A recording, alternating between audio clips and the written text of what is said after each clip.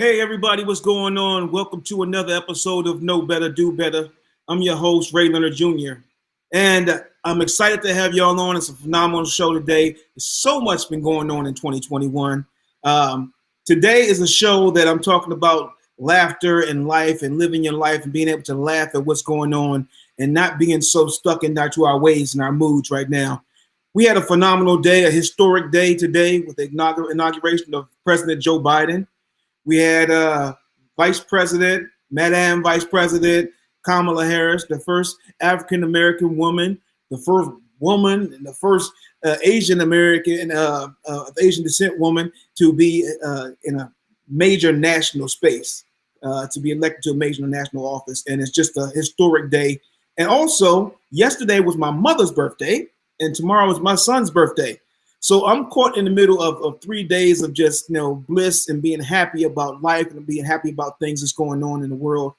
We came from a place that was so stressful, in American history. And we look at the time and look at everything that we're going through. And we want to move towards a place of unity and prosperity. Dr. Martin Luther King's day was a couple of days ago.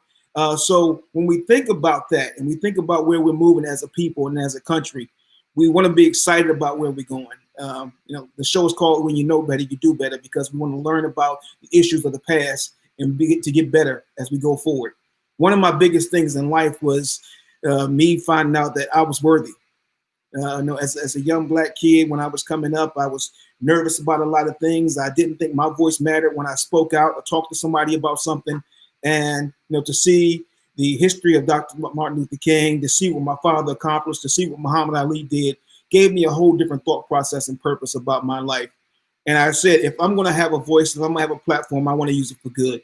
So I'm here to try to inspire others, try to give you, as much knowledge as I can, and hopefully we move forward to a better life. Today, I also want to celebrate my mother. My mother was a fantastic part of my life, and she gave me so much information and strength. And my son is basically a vision of me. My oldest son, he's going off to college this year. So I want to give him the tools and make sure he understands that once he goes out into the world, he's turning 18 tomorrow. Once he goes out into the world, he is worthy and he has the opportunity to be great. Now, today I have some phenomenal guests on. One of my favorite guests is Mr. David Arnold.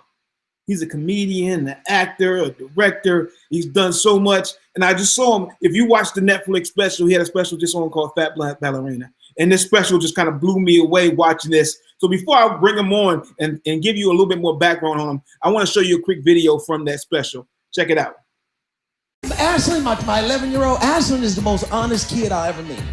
Because Ashlyn tell the truth about everything. It makes me uncomfortable. The other day I came downstairs, just icing, bundt cake, poured around the top. All the icing gone, dug out, all just around the top. Her little fingers just, I called her and said, Ashlyn, come here. Did you eat all the icing off the cake? I'm expecting a lot. She looked at me and went, yes, I did. I said, why would you do that? She said, well, that's the only part I like. Who about the rest of us that like icing? I'm supposed to eat a piece of icingless cake? She said, if you don't want any, don't have any.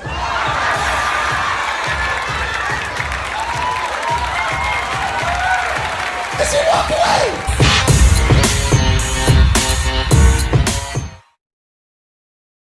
Ladies and gentlemen, welcome to the show, Mr. David Arnold. David, thank you so much for being on, man. It's an honor. When I watched the show, man, it just brought back so many memories. It made me think about my kids and my family, and I was like, man, this guy has it correct. He knows what's going on, and I needed that laugh during this whole COVID pandemic thing. So I appreciate you. Thank you for being on. Dude, thank you for having me, man. I was looking at that going, dang, that's a year ago and one pandemic. And look at me. I'm like, I said, what the hell? Oh my goodness. It's so good, man. You know what's so funny? When I would listen to you talk about everything that's going on throughout the day, it was great to hear you say that we needed laughter and the timing of everything, because my special came out literally March 1st, which, the country shut down like March 9th. So for me, it was dope because it was the perfect timing, because everybody was locked in the house and everybody watched it, and it just soared to the top of their viewing charts. So it was great timing for me, man. And I'm very excited about it being out there. And now I'm getting ready to film another one at the end of the year. So it's dope to be here, man. I'm a huge fan of what you do, man. Thank you so much for having me. I appreciate it. Wonderful, phenomenal. And so you saw in the pre-interview that I was trying to get my parents on as well, trying to get my mother and my father on, and that was the craziest thing, trying to have both of them on or whatever the streaming process is. But they're logged in here, so I'm gonna try it again. I'm gonna try to. They made it in. Okay, good. Well, my mother just popped off, but my father's still on here, so let me see if I can bring him in. There. Pop, you on? I didn't know about all that. I didn't know about all the stuff you was just saying. You didn't know all the stuff I was just saying?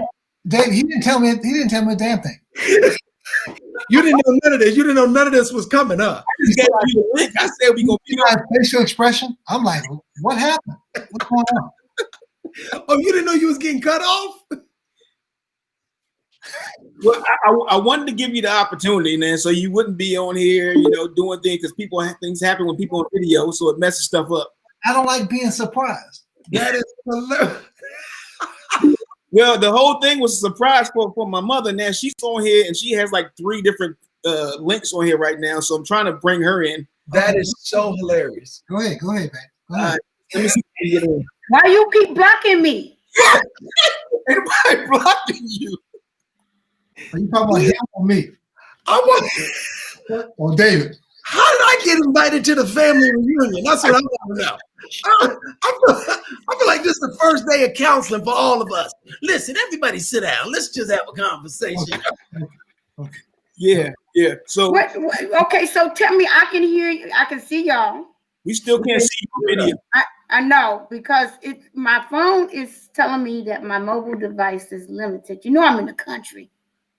Okay. All right. Well, we're going to keep you here because you know what? It's your day. We're honoring you. We're talking about you and Jalen's birthday. So just stay on.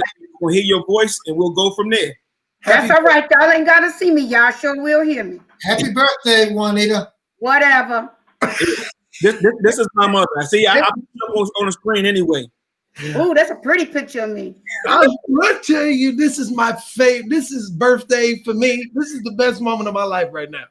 Why you got that? Why you invite that dude right there to my birthday party? First of all, that other dude down there. Okay, down. I'm at the top. I'm glad to be. No, you down. The other dude down on the bottom named Ray. You call me dude now? Oh, well, would you prefer old man? No. Okay. Mr. This is You still older than me, so don't forget that. So Mr. Leonard. Okay, so y'all just gonna take over the show, but this is the show. Here's the thing. So, Mom, I want to talk about you. I mean, in the first segment, I just want to talk about how you're dealing with the pandemic. What's going on? You made it to another year. How you feeling? About the same as everybody else feeling in the pandemic. How I'm supposed to feel? Good Lord, I'm stuck in the country. Where are you? You're stuck in the country, but you made it through another year. Yeah, I mean, y'all drive me crazy. I don't know how I made it to another year. Y'all wear me out. Are you referring to me? I'm for you included. I said y'all in the country mean you, and you. I just got not you. My name is David. I just got Okay, David, not you, David. I'm talking about them other two. David just came on. I'm interviewing him, but I just. Oh, I'm sorry, David. No, don't you change one bit. It let me know my family is right where they supposed to be. Right in there. Right. So we were talking. David and I were talking earlier, and he was telling me a story. And so it comes back to all of us. So I want you guys to hear the story and see what your thought process was on it, because I talked a little bit about my feelings and my thought process on it, but I want to hear what you guys think. Okay, so this is what I was telling Ray Jr. I was saying, I grew up in Cleveland, Ohio, and I'm 5 years older than Ray, and I was a huge fan of Sugar Ray's, watching my dad always had us fight. My father started a group called the OJs. So I grew up with Eddie and Levert and Walt and Larry Gerald. That's my family. So coming up in a family that was in the limelight, when I saw Sugar Ray and Ray Jr. and all of you guys hit like Jet Magazine and Ebony, when I saw this family, this Black family hit this national stage, it made me realize that we belonged there where I had only seen white people at that level at that time. And so like when I saw my father and the OJs, and my mother was the road manager for Teddy Pendergrass for a long time. So a lot of my childhood was being out on tour with these groups at their height, which is like 75, 78. And it was like, so my mind, I didn't think anybody else was like me, kids that was around this. So when I saw that, it was like, it made me feel normal all of a sudden, like, oh, we can be here. We do belong here. Then when I started doing stand-up and producing television and traveling the country, and I started to build a name of my own, and I saw me and Ray Jr. connected on Instagram, I had to tell him, I said, it's amazing to see life come full circle like this. For me to have looked at this, y'all was like the first Black family that I had ever seen that reminded me somewhat of my family, because we grew up in a different type of neighborhood. I was one of the only Black kids around, and it gave me something that I did not have. And now as I have my kids and we live in that same type of lifestyle, it lets me, I know how to navigate those spaces. So I would be lying if I did not say that this is an incredible moment for me, because I thought I was just gonna be talking to Ray. I had no idea I was gonna be invited to the family. And I love Juanita getting on here and cussing everybody out, because that's my mama. And I wish my mama was here, because she was just here earlier. So I'm full of surprises, obviously. My father was surprised, my mother surprised. that makes for good TV and good radio. So this is great. So what do you guys think? Like, did you guys know about the impact, when you were coming up? Because I was on your hip, I was hanging out with you, and I was the little kid along for the ride. But you two were on an initial journey. Your mother is one of the most. Think about it before you talk. Your mother, as I was saying, prior to being cut off, your mother is one of the most incredible women. My lovely wife, Bernadette. This woman is strong. She dealt with what she could with me, because all of a sudden I'm coming from nothing to something. When I first retired, one of many times, 82, I went to alcohol and drugs and things of that nature. And it was your mother who told me, she said, you're an alcoholic, you need help and this and that. I didn't listen, naturally. And then my present wife said the same thing. And it took that push, that shove, that person who cared about me, really, really cared about me. And I've been sober now for like 16 years. So my life is incredible. And with the pandemic, being quarantined, being locked in your house, it was tough. You know what I'm saying? It was very difficult, because I need my little space. Yes, we do. I'm a comedian. I'm normally on the road touring and traveling and performing. Yeah. I've been in the house for a year now. Yeah. So the thing about me, I mean, first of all, I'm so happy what took place this morning with the inauguration, and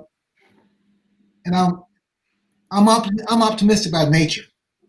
Right. So whatever, I think, you know what, we're gonna be okay. It's ugly now, but it's gonna be okay. It is. So what do you think, Mom? Because I'm talking about you for your birthday. Did you understand that the impact, like what Dave was talking about, us as a Black family, that was a positive image?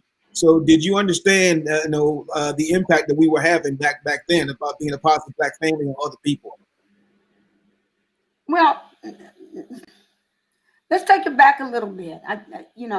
Being 16 and pregnant, and then having to be involved in all of this hoopla a couple of years after you were born, coming from the ghetto, coming from a place where we didn't have anything, it was a lot. Yeah. It was a lot to deal with. You got two young Black people at the age of 17. We have a baby, and then a couple of years later here, he wins the Olympics, gold medal Olympics, and then a year later, bam, professional.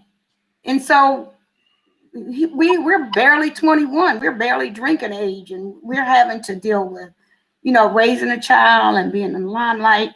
And, of course, there was no, well, I'm not going to say no, but there was very limited information for us back then. Our parents were doing the best they could just to survive, just to raise all of us kids. And so we kind of depended on some people to keep our heads afloat, to lead us the right way. And I mean, it was what it was. It is. I wouldn't change it for anything. I wouldn't change it. It's very difficult. People don't realize that. Oh, they've been in the magazines and they got all this money and they don't realize that we were struggling as two young Black people, just trying to understand this whole thing. And then you keep piling it on with more celebrityhood and more stuff to deal with. And it was a difficult point in our lives. Now, the media and to everyone, it looked like we were just on top. Right. Yep. Right. So don't know the real story. Right. Right. But I mean, what we want for the gold medal. Yeah. Well, what we want to do right now. I mean, we want to make sure that we're celebrating life. I mean, we appreciate all the information and because the show is about giving people, some background on things and letting them know, you can overcome whatever. And so I appreciate you both doing that because we're honoring you, honoring Jalen today, and we want to laugh a little bit. We want to laugh a little bit about all the craziest things. So before Lord. You just want me to cut up, don't you? You look at your daddy laughing because he know I'm about to cut up. I'm about to act a nut up in here. Right? Laughter is the best medicine, man. So, yes, it is. Okay, well, let me tell this story. It started about one time. Look, I'm on PG-13 radio too. Okay, right? it's PG-13. Okay. PG-13. I'm gonna keep it under, But so you want me to start with that time your dad and I was dating and he was straying the other way, and I started seeing somebody else too. So I come home one night, this guy brings me home to drop me off, and your daddy's sitting in the top of the tree waiting for me. Now you wanted to laugh? Remember you were sitting in the tree, right? I was gonna put that in my movie. No, I'm putting that in my movie. You had your movie. I'm doing mine. You putting it in the movie. We can't start telling people stuff before it even happens. Let me tell you something. Don't feel bad, Ray. I had a girlfriend have me sleep under her car all night. You understand? I knew she was out doing something. I'll tell you, I was under the car. I was under the car. I woke up to her looking down at me. She said, "What are you doing under the car?" I said, "I know you're doing something. I'm gonna find out." Hey, Dave, we're gonna talk, man. Yes, we will. Oh, trust me. Yes. I don't know how Yeah, we got. talk to him, David, because he got caught all the time. Oh my I understand. I constantly got caught.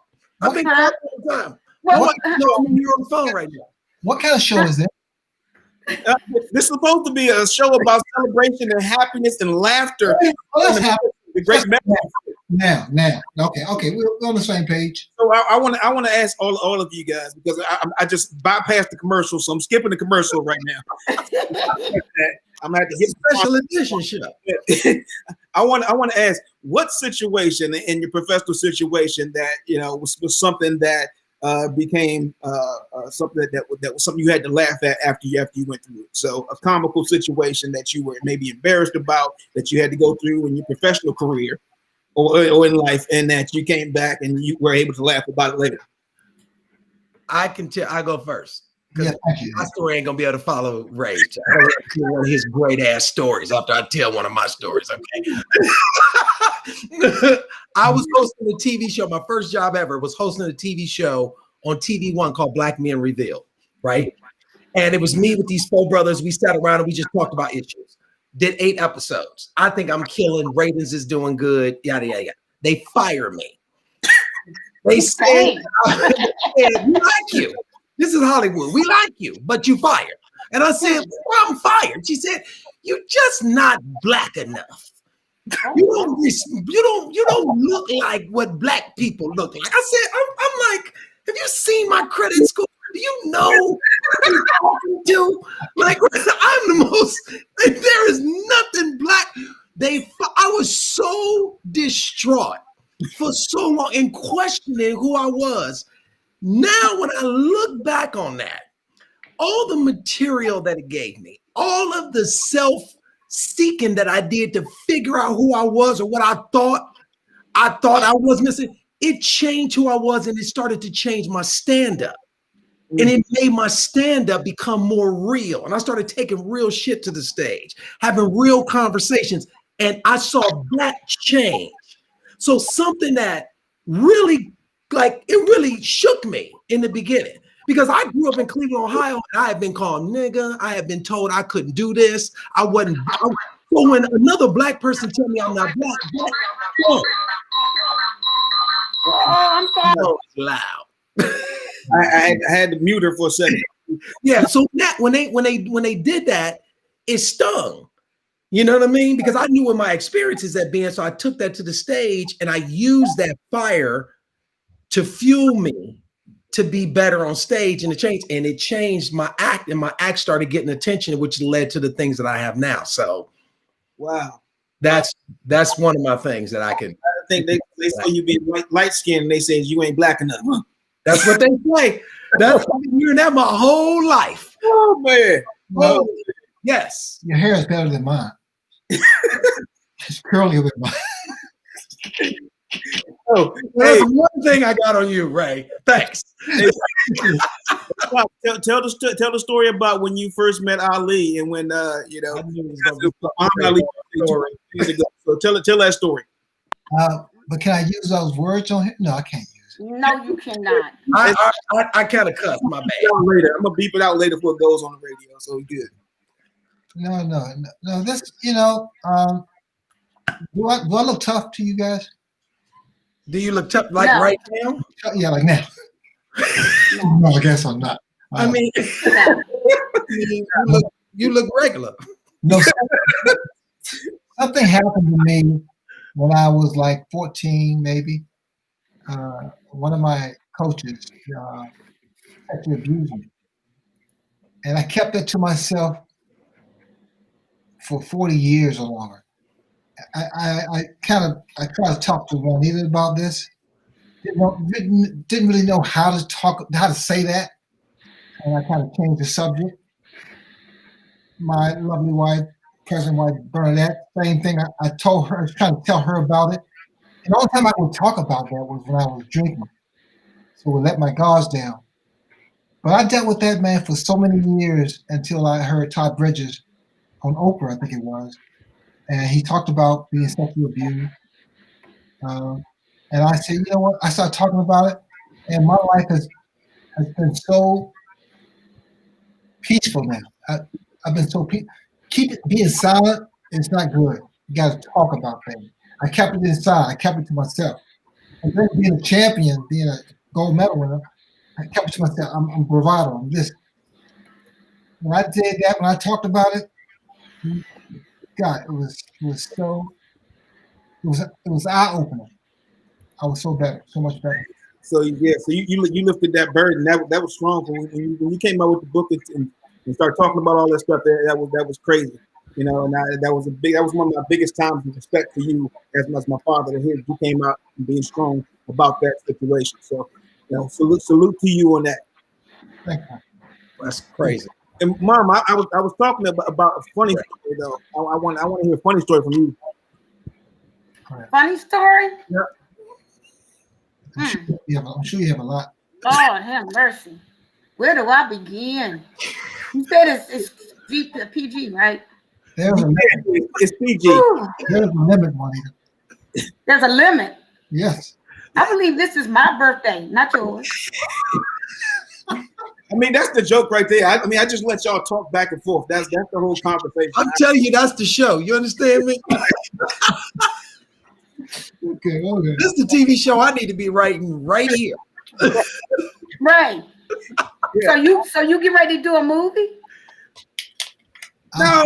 I want my cut. No, I want my cut. About all that. Listen, no. I want my cut. Well, I'm telling some real good juicy stuff. What are we talking about? I want my cut on the movie. Y'all hear that? All y'all that's texting. Hey everybody. Hi Pastor. Hi Larry. Hey Michael. I can't text you because I don't know how to do it, but I'm saying hi to everybody. Hi y'all.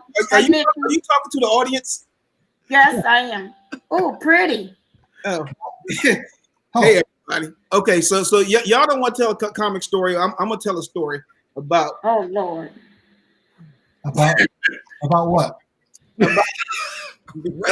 About when we traveled over to London on the QE2 with the Queen of England, and I had no idea what was going on, and I'm looking while I'm sitting at the table, and we got all this silverware around, and I can't understand what's going on. I'm sitting near the Queen, and the Queen looks at me and she gives me a wink, and I think she's trying to hit on me. Right? So, Oh, Jesus. I'm 12 years old, but I think the Queen trying to hit on me. I'm like, this old lady, I don't know what her deal is, but I'm from Palmer Park, Maryland, so you know I might have to get at her because she got that bag, right? So I'm looking, trying to figure out what silverware should I use, and I see, okay, I'm standing there, and somebody just tell me, hey, just start from the outside and go in. And we get up, and I have to eat when we go in line, and then the Queen is behind me, and I feel this touch on my butt as I'm walking in line. Now I look around, I thought it was the Queen, but it wasn't the Queen. It was just somebody else just trying to tell me to move on. So I thought I had to left about the Queen, but I didn't. Jesus. I'm glad I wasn't on the ship with y'all. I wasn't on the ship with y'all because if I had been on that ship with y'all, that lady would have been in trouble. What? How old were you at the time? I think about 12 or 13. You still remember that, don't you? Yeah, I remember that because she was looking at me sideways like she wanted to, like, you know, really talk to me. Did you say Queen? The Queen, yes. Why would the Queen be on the same plane as us? We went on a plane. It was on that big boat, the QE2, the maiden voyage. The QE2, yes. Yeah. Did she tell you she was a queen? She just looked like it because she had all that stuff on. That wasn't a queen, Ray. Oh, all right. Well, maybe I was wrong. Yeah, y'all out of control. Queen, man. Hey. Okay, so let me tell you a funny story about Ray Jr. Oh, hey. Okay. So when Ray Jr. was about 3 or 4, Ray and I were kind of up and down, back and forth, seeing each other. So one day I'm looking for Ray Jr. and he's nowhere to be found. And I'm like, I go to the neighbors because he used to always climb out the window, this little house we lived in, and go to the neighbor's house. So I'm looking for him, and we are yelling and screaming. We go down the end of the street, and there's his big wheel. I'm like, oh my God, somebody took my child. So we calling and we screaming, and everybody's about to call the police. And so then Ray's mother called, and she goes, you know Ray Jr.'s down at the house.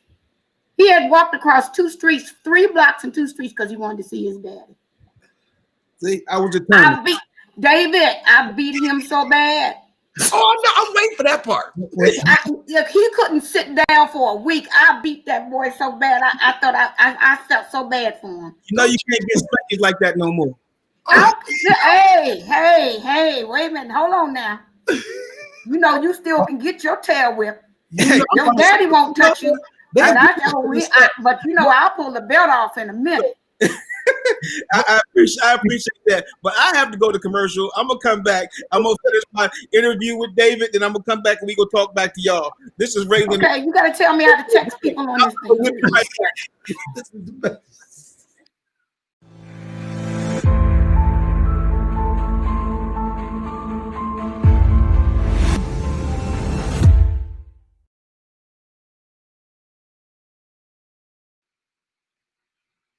Oh goodness. Oh my goodness. Okay, hey, this is Ray Leonard Jr. and this is welcome back to the show, David. This is your segment, sir. I don't know what I walked you into. It is the best thing I'm telling you, it's the most exciting moment of my life right now. I don't know what to do. It's so. I thought we were gonna have a nice, easy conversation. Okay, we'll be happy about things going on, but this turned into a whole nother show. So they need to have a segment with these two every show because they are something else. I'm gonna bring them back on the next segment, but I want to talk to you about what's going on with you, because when my wife and I watched Fat Ballerina, that was kind of life changing here, and that saved us here. We actually probably watched it like 4 or 5 times. Wow. Quarantine. And wow. I was like, who's this guy, David Arnold? And I started looking you up and then saw everything. And I talked to Chris Spencer, and Chris was like, yeah, that's my homeboy. And I was like, whoa, and he's from Cleveland, Ohio. I played football in Ohio. I played football at Ohio University. Yes, I know. Yeah. Like, let me look at the Ohio homie, and you was getting all excited about the Cleveland Browns. I hate to bring up a sore subject. Hey, let me tell you something. We made it. When you've been losing for so long, our Super Bowl was beating Pittsburgh the week before. Yes, so sir. I'll take it's something about coming from Cleveland that there is a undeniable thing inside of you that won't let you quit. Like we ain't, you know what I mean? Like you constantly been made fun of. I've been living here in LA for 23 years. I have never claimed LA nothing. I've never, I know my boys Arsenio and Steve and all them, they come out here and they from Cleveland, but they rock all the Lakers and I'm a Cleveland dude. I'm going to stay at Cleveland. Whether they win or lose, that's how I'm always going to be. That's just who I am. That's beautiful. You know what? And I thought about that because I see that in your stand-up and the way you do your comedy. It's so raw. You're open. You talk about your family. You talk about your struggles and everything that you had to go through. So I want to tell the audience about your journey. What was your journey and how did it get you to the place that you are right now? Like I told your parents, and I grew up in Cleveland, Ohio. I came from an entertainment family. To be so close to that, I knew that I wanted to, do something, and so when I was 18, I never knew comedian was it. I just knew that I wanted to make people laugh somehow. I didn't know how.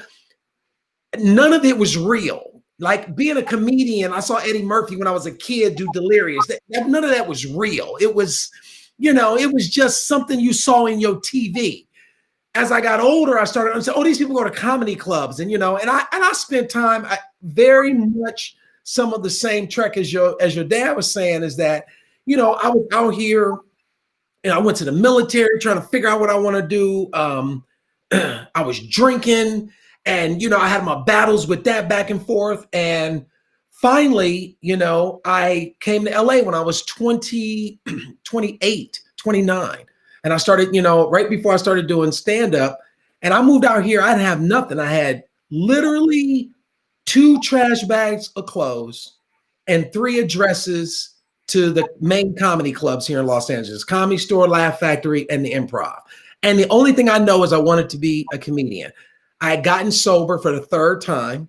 you know, and I just started, you know, I caught the bus. I stood outside the comedy clubs for 2-3 hours to get my name on the open mic list. And I just went for, I didn't know anybody. I didn't have no friends. I didn't have no lead. I didn't have nothing but just the desire to want to be funny and stay sober. That was my two things that I had. So I went to meetings and I went to comedy clubs. That's all I did.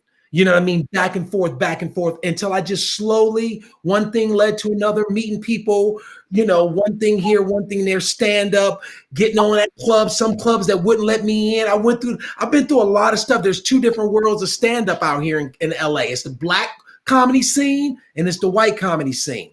And I wanted to be able to work everywhere. I didn't like to be pigeonholed in one space. So I did whatever I needed to do to be funny everywhere because I wanted to be good to everybody. So, you know, I did what I needed to do to do that. I ended up hosting one of the biggest comedy nights. I took over for Chris Spencer at Chocolate Sundays at the Laugh Factory. And I became the host of that. I was the first guy to host a club after he had done it for 10 years straight. I did that. And then I started writing television. I landed a gig writing for Tyler Perry's House of Pain and Meet the Browns. That led to another thing. I started writing television. I started writing more and more television. Kelsey Grammer, Martin Lawrence. Then I started doing stand-up, and I just kept on my craft, and I just kept getting on stage, writing, performing, acting, any and everything I could do, man. And it was to a point where now, like, I've been doing this 24 years, and to see where I've come it's a testimony for me. Like, you know, I'm in the process of developing 5 TV shows. Wow. I have this Netflix special that I did this Netflix special on my own. Netflix, you know, in the beginning, I had a show, it went away. The production company that was supposed to do my show said, we're not going to do your stand-up special now because your show is gone. So they told me no. So I was like, I'll do it myself. So I took my money, put my money up, and I produced Fat Ballerina. Really? Yes, I did that myself because they told me that I couldn't.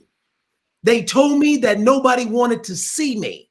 Right. The network that I had a TV show at told me I was not marketable. And so I said, I'm going to do it myself. I did it myself. I showed it to my friend, Kevin Hart, who's a good friend. He was like, I'll put my name on it. Kev put his name on it. My manager, Dave Becky, who is also Dave Becky's, Kevin Hart's manager, he got behind me and was like, dude, you deserve some real representation. That was less than a year ago. I have 5 TV shows in development now. I have another Netflix special that's coming out. I have my own TV show that Lena Waithe and Kevin Hart is producing. And it's like all of this. And I'm sitting here now all day working, writing, literally all day working on my craft. And all this came because I refused to quit. Because I know that I came here for a purpose. You know what I'm saying? Right. And I know as a comedian, everybody always asks you, because people expect you to, you know, whipping and copping. But there's this thing in me, man, that every chance I get an opportunity to talk about this, I feel is my obligation to let people know and understand that nothing comes without hard work. And that's why I gravitate towards let me tell you what's great about you to me. You come out of the shadows of somebody that's great. And that's got to be one of the hardest things to do, to be able to find yourself. Yeah. And to watch you. And when I watch you on here and I go, I love seeing this dude forge his own shit. And it ain't got to be nobody else's nothing matters. What matters is what you want to do. You know what I mean? And so I respect the people that achieve greatness is fantastic. But it's also something to be said that the people who achieve independence of those who come from greatness is something else. And those are the things I felt like I should sing for a long time. Because my stepfather, they sang. Right. I don't want to do that. You know what I mean? I didn't want to be none of that. Right. But what was I gonna do? I'm gonna be Al B. Sure. coming back in style, though. My skin guys coming back in style, so it's all good. It's all good. But it's great that you brought that up because I got to go to another quick commercial, and I'm gonna bring back my mother, and my father back because we got to talk about this a little bit on this other side. Okay, good. Let's do that. Yeah, this is Ray Leonard Jr. We'll be right back.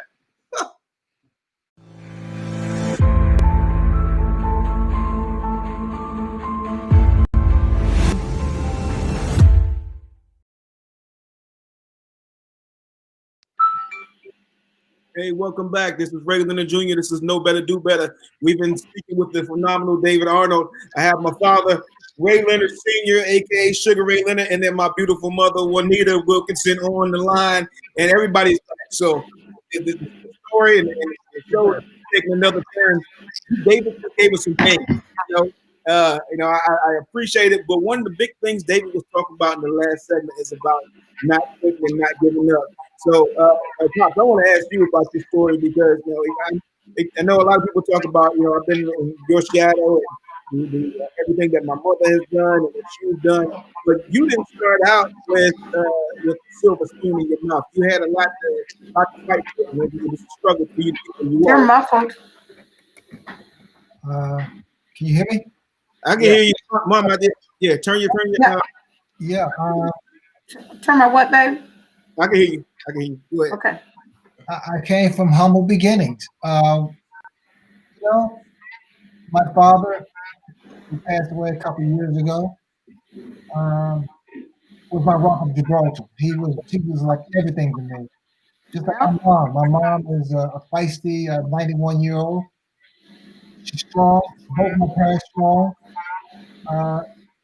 Didn't have a keen education, but they were incredible parents. And I picked up what they gave me. They gave me everything they could. Or they gave me what they didn't have. And I've done that with you. I did it with my family.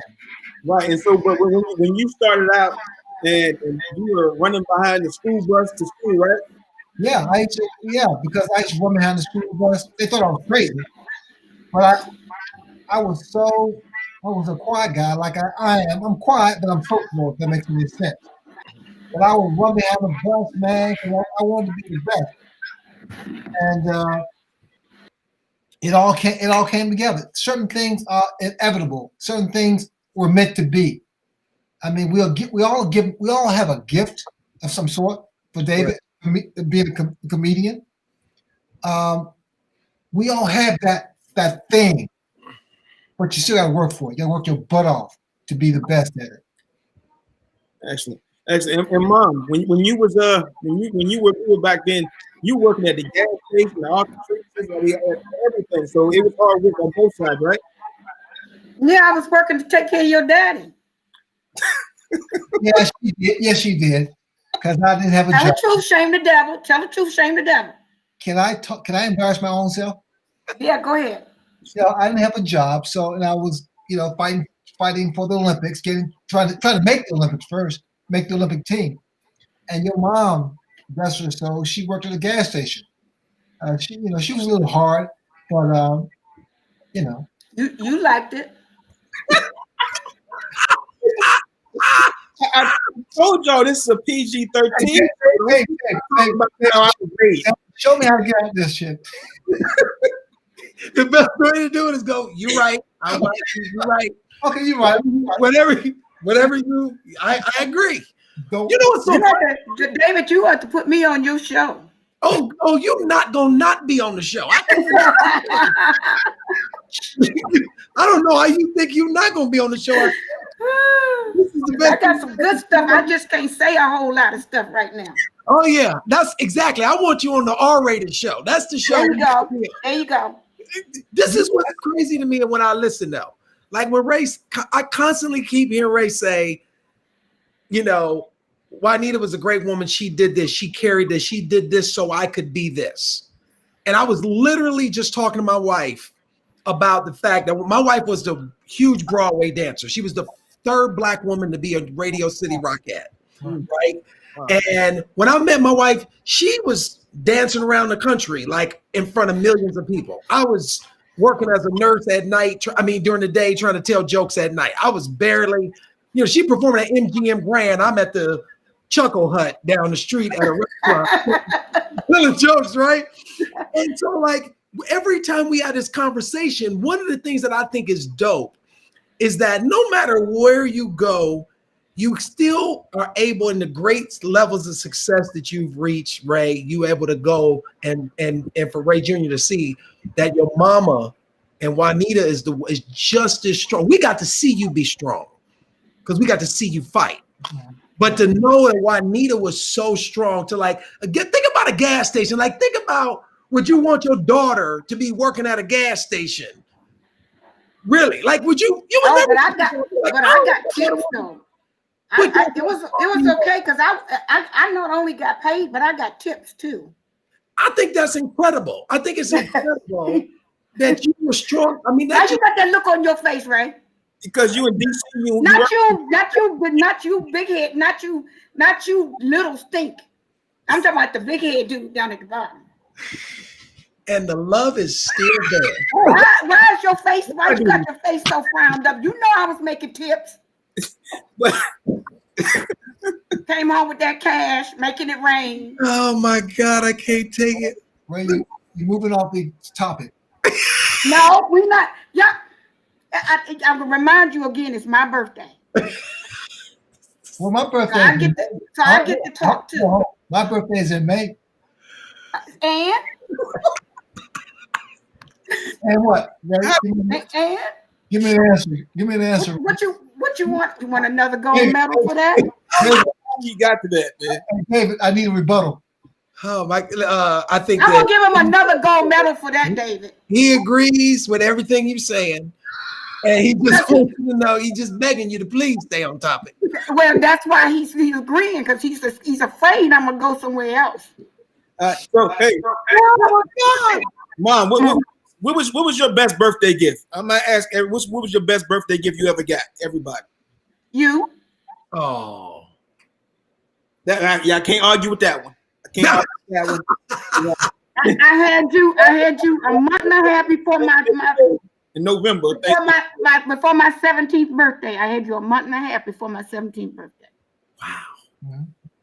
Y'all was doing too much back then. But let me tell you a positive story about the dude on the bottom. What dude? Because I'm trying to try to keep it good. Mm-hmm. But at 17, he became a daddy at 17.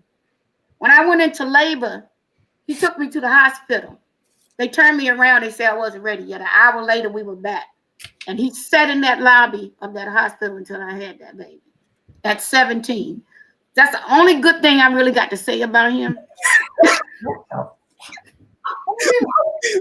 Where does that come? I'm just kidding. I'm just kidding. Right? I'm just kidding. No, because when you were about to come out, I was there and people were smoking cigarettes and cigars. I was chewing bubblegum. When I was about to come out. Yep. True story. How did we get to that? I'm asking y'all about birthday. Let me tell you. Look. Shall we tell you how we conceived you? Do you have with your daughters? What? Should we tell you where we conceived you at? Daughters. I'm asking him about his conversation David. with his daughter. Did he want? David. They don't want you. Shall we tell you where you were conceived? No. Okay. I didn't think so. You know, Ray, why you looking like that? Can I get a copy? Did you go with that ugly look again? Get that look off your face. I want to give a copy of this, so give to Bernadette. Yeah. Oh no. I definitely want a copy of this. Wait a minute, Bern. No, listen, David. I'm gonna tell you a true story, and I love Bern to death. So you know, it's nothing. But the first time when Ray and let me talk. It's my birthday. No, the first time that Bern and I really, Drew was a little boy, and we were living in Georgia. And the first time that he had to fly out to California to spend time with his daddy for visitation, he calls me back and he said, "Mama, Daddy's never here, and I'm here with this lady." So I said, I'm calling up and I'm saying, "Hey, that's my son. What's going on?" So Bern got a little bit indignant. So I had to get indignant too. She was that white indignant. She got what? You know, she was that white kind of indignant. But I was the black kind of indignant. I was like, ho, wait a minute, check. No, we're not doing this today. This is a goddamn TV show. Okay, be quiet. Why you cussing? It's not supposed to be happening like this. I know what happened.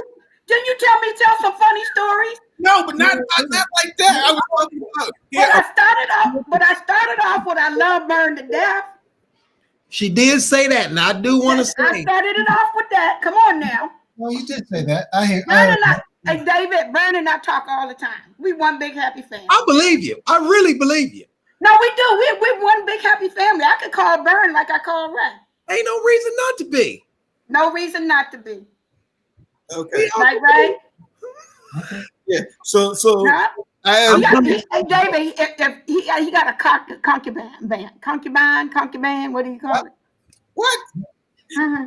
I'm asking David about is he going to have these conversations with his daughters and his kids and his wife? What the conversation about what happened on this show? Absolutely. No, Yes, David. Yes. no, I mean, Yes. this is what I think is dope. I think that you, like Juanita said earlier, we didn't talk about stuff like that. Yeah. Like the way everybody talking now, I can't imagine. Think about your parents, grandparents having real conversation. They couldn't do this. They don't have the skills to do this. So the fact that y'all can all get on here and do this, I think this is. My parents do the same thing. I get my mama and my daddy on the phone, and when I tell you they get to going at it, and I hear stuff like, I don't want to hear none of this. I don't want to know half of this. I'm reading some stuff on it. It says like you got me sitting on here rolling, laughing. Yes. That's the Rolling means laughing, Ray. Laughing. And one said, Juanita, tell us more about Ray and the trees. These are the listeners. So the listeners are going to be able to ask questions in the next segment. But I got to go to commercial because we almost out of time. But I got to get back in because I got some birthday wishes for you, Mom. I got to show because we didn't all the way left. But I'm going to take a quick break. We'll be right back. I just got to put in a commercial break. Yes. David, call me. I promise you. Do better. We'll be right back. Ray, take commercial.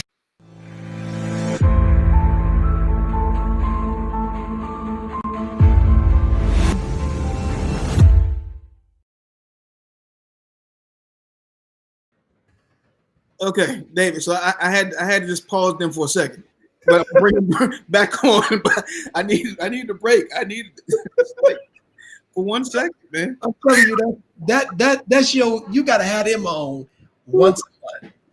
You say once a month. Once a month, just let him go. Don't say nothing. Just go. Here come my mom and daddy, and sit back and just let him go. Yeah. I think that's. Oh my God, that was fantastic. Yeah, but I'm gonna bring them back on because we're gonna close out this fourth segment. I'm gonna let the audience ask some questions, and I have a couple birthday wishes I gotta play for my mother really quickly. So hold on, give me a second. I'm bringing them back in. All right, hey, y'all okay now? I don't know about him, but I'm always good. Okay. Hey, Mom, before we start, I got somebody sent me a video. They wanted to say happy birthday to you and Jalen. So I'm gonna play that video real quick. All right. Hey, Ray Jr., please pass on to that beautiful, beautiful mother of yours a belated happy birthday message. God bless you. I love you. Jalen, the best is yet to come. Stay true to yourself. I'll see you in the winner's circle. Take care. Where's Craig? Oh my God, Craig Jones, for real? Flash with pass. You would remember that, huh? Craig. Oh my God. Craig. Yeah. Tell me who was that? Oh, I got some stories about Craig Jones. Okay, we're not going there, but Craig was a bodyguard. Craig was a bodyguard. Craig took care of me back in the day. There it is. He took care of all of us. No, they telling you the truth, David. They're not telling you the truth. He took care of all of us. You didn't like his hair, Juanita. That's another story. But that was a birthday wish for you, Mother. I understand that, but the truth is the truth. And if you tell the truth, you shame the devil. Okay, but hey, you know what? Tomorrow is your grandson's birthday. Also, I so I'm know. gonna say happy birthday to him. I'm gonna show your grandson. Your grandson's getting ready to go to college. He's turning 18. Is Jalen taller than me? Yes, he is. He is. I'm serious. Yeah, Yeah, Jay, he's 5'11". He's way taller than you. Wait, what the hell are you saying? I mean, you're not supermodel height, man. I think he might have you beat. Ray, you are not the daddy. What? What does that mean?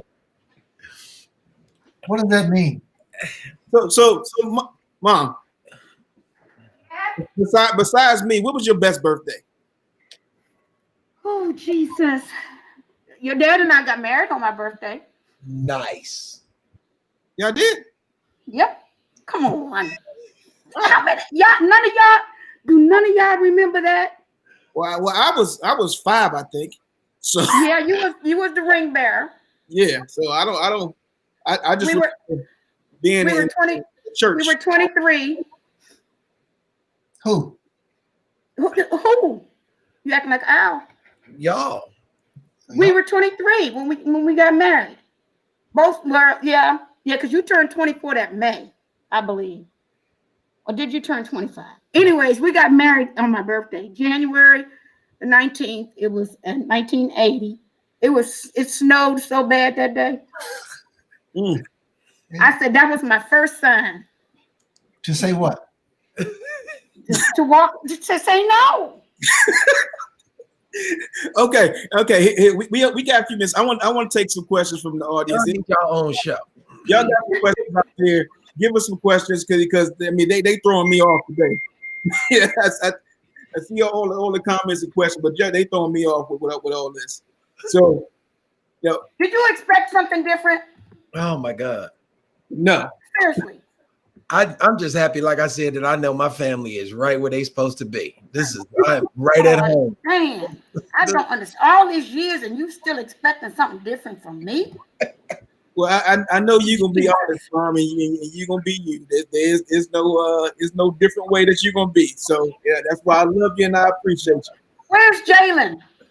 Jalen's at football practice. He had made a video. He was trying to get back, but the boy he's focusing on football first and then going to college. So I got. Well, I know where Devin is. He over in Escondido or wherever that place is. I went to get him. Escondido, why is that? No, he got a different girlfriend now, so he's not doing that. Oh, he got a different one? Yeah. Lord Jesus. We can't talk You better watch him. He young. He gonna be like your daddy. You better watch him. He young. We coming down this last couple minutes. David, can you talk about any of your shows that's coming up? Folks want to know about what you got coming up. Sure. Yeah. Craziness. I'm about to go back as soon as the pandemic calms down. Sometime after June, I'll go back out on tour because I'm getting ready to film another Netflix special. I just got a deal to do my second special that I'll be filming in my hometown in Cleveland at the end of the year. I'm currently developing a few TV shows. I'm writing one for Netflix for a brother named DC Youngfly, who's a comedian. I love him. I'm writing a show for him. There's a young girl out of Houston, a little rapper. She's 12 years old. Her name is Lele. I'm developing a TV show for her on Nickelodeon that I'm literally in the process of doing right now. I have my own show coming on Amazon with Kevin Hart and Lena Waithe that we are writing and producing. My wife and my kids, we have a show that we're in development for our own reality show because of our Instagram and all the stuff that happened with that. And then I'm writing a animated show for Anthony Anderson on his life on TV. So Right. Awesome. I'm so blessed, man. 25 years in doing this and finally getting an opportunity to say I'm really, really busy. And there's days when I'd be like, I need a break, but this is what I asked for. So I'm here for all of it. You know what I mean? I'm very excited about it. Awesome, man, brother. Don't ever give up, David. I won't. I Never don't give know. up. Don't ever give I up. know nothing else. This is all I know. Go. So, okay, to you two, do you guys have any words for the people before we get out of here? I can't see his face. Can you take Jalen down for a second? Because if he say something, I want to be looking at him. What do you mean? He's not up no more. I'm just saying. Yes, he is. I can see him. He's blocking all y'all. Jalen is? Jalen? The picture of him. Oh no, maybe your server, maybe it's just slow and it didn't drop it. Oh, okay. They didn't take it down. He's not on here. Anywho's, I'm gonna let him go first. Who go first? You. Oh, me. Any last words? You know what I want to leave with everyone is like to be a fighter outside the ring. And I use that as a metaphor when I do motivational speaking because we all are fighters. We get knocked down, but we must get up. You have to believe in yourself because if you don't, no one else will. And you know what? Just don't give up. Just don't give up and believe in yourself. Somebody asked, what do you think about the fighters over 50 fighting exhibition? Well, does that include me?